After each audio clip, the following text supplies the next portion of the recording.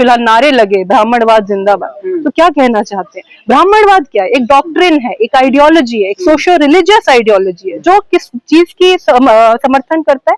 वो समर्थन करता है हायरार्की का, इनइक्वालिटी का, जातियों के बीच में जो भेदभाव है, उनकी जो वर्ण व्यवस्था है, जिसमें सुपीरियोरिटी किसके पास है? सुपीरियोरिटी 3 वर्णों के पास है, शूद्र, दलित, अवर्ण, वो सब उनका उत्पीड़न होना चाहिए। तो ब्राह्मणवाद तो ये सिखाता है आपको, ब्राह्मणवाद ने यही स्थापित हुई किया। मैं ब्राह्मणवाद को इसलिए गलत मानता हूँ क्योंकि वो लिबर्टी के खिलाफ है, क्योंकि वो फ्रेटर्निटी के प्रिंसिपल के खिलाफ है, और वो ह्यूमन डिग्निटी के खिलाफ है, और वो इक्वालिटी के खिलाफ है। कैसा विकसित भारत होगा? ब्राह्मणवाद की रूट्स पे बिठाया जाएगा उस विकसित भारत को, उसमें हमारा स्थान क्या होगा? और अगर आप हिंदू राष्ट्र ब्राह्मणवाद के जड़ों के उसको सींच कर बनाना चाहते हो, तो उस हिंदू राष्ट्र में हमारा क्या जगह होगी? और क्या हम फिर विक्टिमहुड के बाद आपसे डर के अपनी आवाज उठाना बंद कर दें? आप जाके देखिए मोहल्लों में, वाल्मीकि कॉलोनियों में जाके देखिए, गरीबों को देखिए, हमारे SC ST OBC किन कंडीशंस में रहकर और किस हालात में स्कूल कॉलेज तक पहुंचते हैं, और हमारे ऊपर उस तरह का उत्पीड़न होता है कि आज हमारे को खाने पीने के लिए मेस में अलग बिठा दिया जाता है, हॉस्टल में फ्लोर्स अलग से निर्धारित कर दिए जाते हैं। पानी पीने का सवाल नहीं है केवल, सवाल ये है कि पानी के जो रिसोर्सेज है, तालाब है, नदियां हैं, कुएं हैं, उनसे हमें वंचित रखा गया। और उससे क्या प्रभाव पड़ता है? उससे प्रभाव ये पड़ता है कि पानी क्या सींचता है? पानी लैंड को सींचता है, खेती को सींचता है। और जब हमारे पास पानी नहीं है, पानी को छूने का अधिकार नहीं है, तो हमारे पूर्वजों को आपने खेती से दूर रखा, आपने उस खेती से होने वाली पैदावार से दूर रखा, जिससे वो अपना पेट पालते, अपनी कम्युनिटी का पेट पालते, और उससे जो वेल्थ इकट्ठी होती, उस वेल्थ को वो इंटरजेनरेशनली पास करते हैं, जो आज सवर्ण वर्ग इंटरजेनरेशनल पास करता है। कि आप हमें नीची जाति समझकर आपने हमें रिसोर्सेज से दूर रखा, आपने हमें वेल्थ नहीं बनाने दी। आप मनुस्मृति पढ़ी है, उसमें लिखा हुआ है कि जो दलित हैं और जो शूद्र हैं वो इकट्ठा नहीं कर सकते धन को। और उस तरह के जो टेक्स्ट है, जिसको ये अपना महत्वपूर्ण डॉक्ट्रिन मानते हैं RSS वाले, और उसके बेसिस पर ब्राह्मणवादी समाज बनाना चाहते हैं, जो ब्राह्मणवाद से सींचा जाए, ये गाइडलाइंस नहीं होने चाहिए। हम उत्पीड़न करते रहेंगे, हम भेदभाव करते रहेंगे, हम शोषण करते रहेंगे। कि जब सरकार को आदेश मिला, सर्वोच्च न्यायालय ने आदेश दिया कि इस तरह की गाइडलाइंस बनाई जाए, तब सरकार ने बनाई, और अब खुद न्यायालय ने इस पर स्टे लगा दिया। और ये जो सारा स्टे लगाने का जो ये प्रक्रिया थी, ये किस चीज से प्रभावित थी? कुछ मीडिया के द्वारा दिखाए गए छुटपुट जो आंदोलन या उस तरीके का जो आक्रोश, जिसमें किसका समर्थन था? करणी सेना, बजरंग दल जैसे ऑर्गेनाइजेशन। और वो किस प्रकार के आंदोलन थे, किस प्रकार का आक्रोश था? जिसमें प्रधानमंत्री को भी नहीं बख्शा गया, जिसमें उनकी जाति को याद दिला दिया। जो अखंड भारत एकता और अखंड हिंदू एकता की बात करने वाले लोग थे, वो अब किस चीज के बारे में बात करने लगे? वो जाति के आधार पर बात करने लगे, और उसमें वो प्रधानमंत्री के जाति को भी बिल्कुल उन्होंने बख्शा नहीं। तो इस तरह के आंदोलनों को बेस बनाकर अगर ये सर्वोच्च न्यायालय में स्टे होती है गाइडलाइंस, तो एक तो बहुत बड़ा प्रश्न उठता है, सरकार की मंशा पे भी उठता है और इस प्रोसेस पे भी उठता है कि क्या ये सही है कि कुछ प्रकार के ऐसे जो छोटे ऐसे ग्रुप्स हैं या वायलेंट ग्रुप्स हैं, वो इस तरह का माहौल बनाए। और इस जो एक सही जो प्रक्रिया जो होनी चाहिए, देखिए जो जातिवाद है, अभी बड़े हाल फिलहाल नारे लगे ब्राह्मणवाद जिंदाबाद, तो क्या कहना चाहते हैं? ब्राह्मणवाद क्या है? एक डॉक्ट्रिन है, एक आइडियोलॉजी है, एक सोशियो रिलीजियस आइडियोलॉजी है जो किस चीज की समर्थन करता है?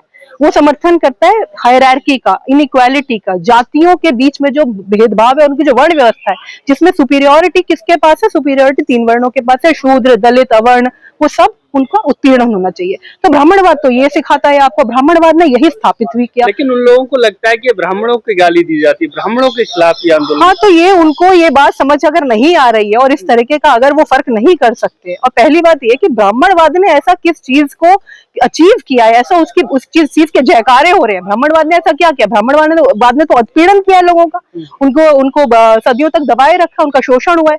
तो ये जो इस तरीके के संगठन और इस तरीके के लोग, और वो लोग हैं कौन, उनकी क्रेडिबिलिटी क्या है, उनको सिखा कौन रहा है? जो ये RSS की जो जिस तरीके की, देखिए मोहन भागवत एक तरफ से क्या कह रहे हैं कि इसका समर्थन करते हैं, UGC के नियमों को मानना होगा, और उनकी वाइस चांसलर जो GNU में बैठी है, वो क्या कह रही है कि यहाँ पर एक पूरी तरह से ये विक्टिमहुड का जो है खेम चल रहा है। तो ये किस तरह का ये जो एक डुअलिटी क्रिएट करते हैं, और इस तरह से जो सोशल जस्टिस की जो लड़ाई, जो हम दलित, बहुजन, अति पिछड़े जो लोग लड़ रहे हैं, उनकी लड़ाई को ये क्या करते हैं? एक एम्बिगुअस जोन में डाल देते हैं। और वो किस तरह से कर रहे हैं? वो कर रहे हैं अपने इस तरह के जो एक लुम्पन एलिमेंट्स है ना, जो वो हमें क्या कह रही है, वो हमें कह रही है कि फ्रिंज एलिमेंट्स हैं ये, और दलित बहुजन वो कहती है जो अपने हक अधिकार की बात करने आ रहे हैं, बल्कि आप फ्रिंज एलिमेंट्स हो जो ब्राह्मणवाद का समर्थन करते हैं बिना ये समझे कि ब्राह्मणवाद एक सोशल और रिलीजियस डॉक्ट्रिन है जो हायरार्की को प्रमोट करता है। अम्बेडकर ये कहते हैं, डॉक्टर अम्बेडकर का ये मानना है कि भाई मैं आपके प्रिविलेजेस, आपके वेल्थ और आपकी जो सुपीरियोरिटी उसको क्वेश्चन नहीं कर रहा। मैं ब्राह्मणवाद को इसलिए गलत मानता हूँ क्योंकि वो लिबर्टी के खिलाफ है, क्योंकि वो फ्रेटर्निटी के प्रिंसिपल के खिलाफ है, और वो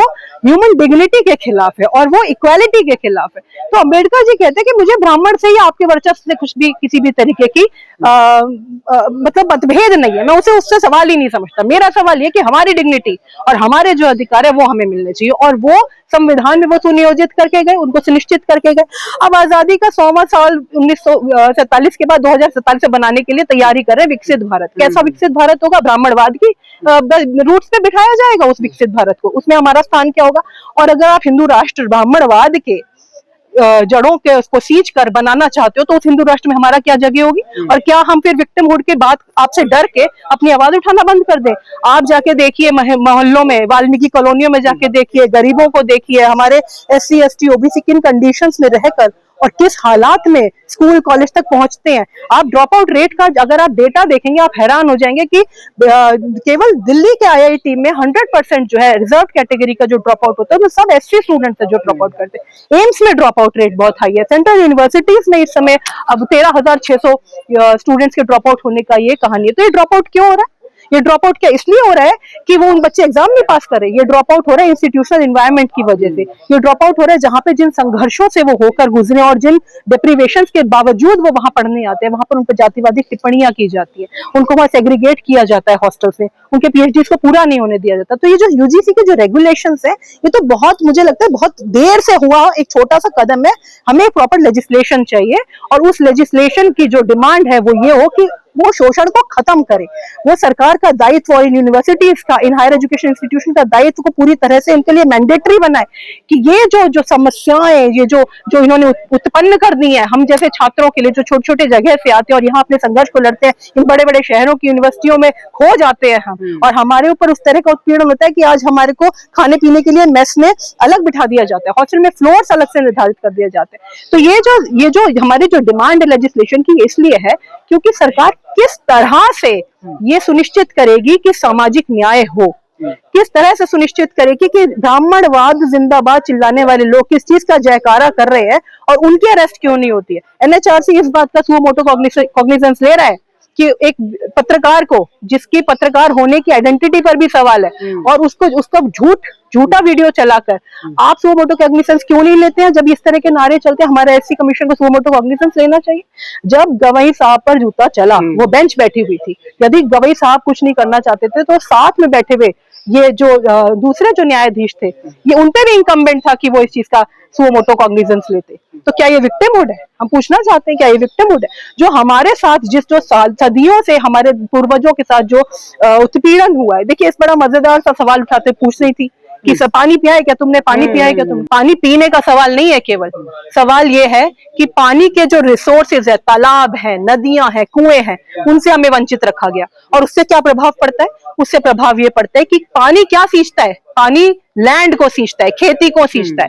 और जब हमारे पास पानी नहीं है, पानी को छूने का अधिकार नहीं है, तो हमारे पूर्वजों को आपने खेती से दूर रखा, आपने उस खेती से होने वाली पैदावार से दूर रखा जिससे वो अपना पेट पालते, अपनी कम्युनिटी का पेट पालते, और उससे जो वेल्थ इकट्ठी होती, उस वेल्थ को वो इंटरजेनरेशनली पास करते हैं, जो आज सवर्ण वर्ग इंटरजेनरेशनल पास करता है। अब ये सर्वोच्च न्यायालय कहते हैं कि अनुसूचित जातियों के में एक क्रीमी लेयर होनी चाहिए। तो क्या ये पॉवर्टी एलिवेशन प्रोग्राम बनाया था क्या? ये पॉवर्टी एलिवेशन प्रोग्राम नहीं है। इसमें ये मनुष्य का जो आपने जो व्यावहारिक जो डिफरेंस जो क्रिएट किया जातियों को लेकर, वो किस तरह के का वाद विवाद है? वो वाद विवाद ये है कि आप हमें नीची जाति समझकर आपने हमें रिसोर्सेज से दूर रखा, आपने हमें वेल्थ नहीं बनाने दिया। आप मनुस्मृति पढ़ी है, उसमें लिखा हुआ है कि जो दलित हैं और जो शूद्र हैं वो इकट्ठा नहीं कर सकते धन को। और उस तरह के जो टेक्स्ट है जिसको ये अपना महत्वपूर्ण डॉक्ट्रिन मानते हैं RSS वाले, और उसके बेसिस पर ब्राह्मणवादी समाज बनाना चाहते हैं जो ब्राह्मणवाद से सींचा जाए, वो उनके लिए सबसे बड़ा प्रश्न ये है कि आप जिस परंपरा को ढोते आए हैं, जिसमें आपने हमें हर चीज से वंचित रखा, आज शिक्षा के जरिए हम अपने बच्चों को पढ़ा लेते हैं, एक नौकरी उन्हें मिल जाती है, क्या हम उससे इंटरजेनरेशनल वेल्थ बना लेंगे? क्या क्या प्राप्त कर लेंगे हम उनसे? ये सवाल है। एक बाबा है राम भद्राचार्य जो अपने आप को जगत गुरु कहते हैं, वो कह रहे हैं कि अगर यूजीसी के रेगुलेशन लागू किए जाते हैं तो हिंदुओं में या देश में गृह युद्ध जैसी स्थिति हो जाएगी। नहीं तो ये वो क्या कर, देखिए इसका मैं उदाहरण जो है ना अमेरिका से लेकर आऊंगी। जब ब्लैक्स ने डिमांड किया कि सेग्रीगेशन स्कूल्स में खत्म कर दिया जाए, और वो उनका मुद्दा जब उनके सर्वोच्च न्यायालय में पहुंचा, तो वहां पर ये इस तरह की अटकलें लगाई गई कि यदि हम ब्लैक्स को व्हाइट्स के साथ पढ़ाएंगे पब्लिक स्कूल्स में जो सरकार के द्वारा पोषित होते हैं, सरकार जिसका खर्चा देती है, अगर हम ब्लैक्स और व्हाइट को साथ में बिठाएंगे तो जो व्हाइट समाज है, जो सफेद जो इनका वर्चस्व है, वो नाराज हो जाएगा, उसे गृह युद्ध आ जाएंगे। सर्वोच्च न्यायालय ने क्या कहा कि इस कारण से कि आप लॉ एंड ऑर्डर मेंटेन नहीं कर सकते, सरकार लॉ एंड ऑर्डर मेंटेन नहीं कर सकती, सरकार ये सुनिश्चित नहीं कर सकती कि जिन लोगों का हक मारा जा रहा है उनका और उत्पीड़न ना हो, समता मूलक समाज बने, इस कारण से मैं ये जजमेंट ना दूं। ये सबसे बड़ा विरोधाभास है। आप सर्वोच्च न्यायालय में जो लीगल, जो ज्यूरिडिक और लीगल जो उनकी जो जिम्मेदारी बनती है उसका निर्वहन करने से रोक रहे हैं, क्योंकि सरकार अक्षम है, सरकार नहीं कर सकती इस लॉ एंड ऑर्डर का बचाव। गृह युद्ध जैसे हालात क्यों हो जाएंगे? आप क्या मानते हैं कि ये सही डिमांड है कि भेदभाव होना चाहिए, उत्पीड़न होना चाहिए, और ये गलत डिमांड है कि जो बराबरी चाहते हैं? तो गृह युद्ध तब होगा। कई कभी पत्रकार और ये सवर्ण बुद्धिजीवी लोग कह रहे हैं कि भाई इससे जो है हिंदुओं में विभाजन होगा और ज्यादा खाई पड़ेगी। तो हिंदुओं में विभाजन अगर आपको रोकना है तो आप इन गाइडलाइंस को लाइए, ताकि सबको उनकी डिग्निटी के साथ जीने का और अपने सामाजिक जो डेली लाइफ है उनको जीने का, उसे वहां पर अधिकार मिले, जहां छुआछूत ना हो, जहां एक दूसरे को टिक्की टिप्पणी करके ना रोका जाए।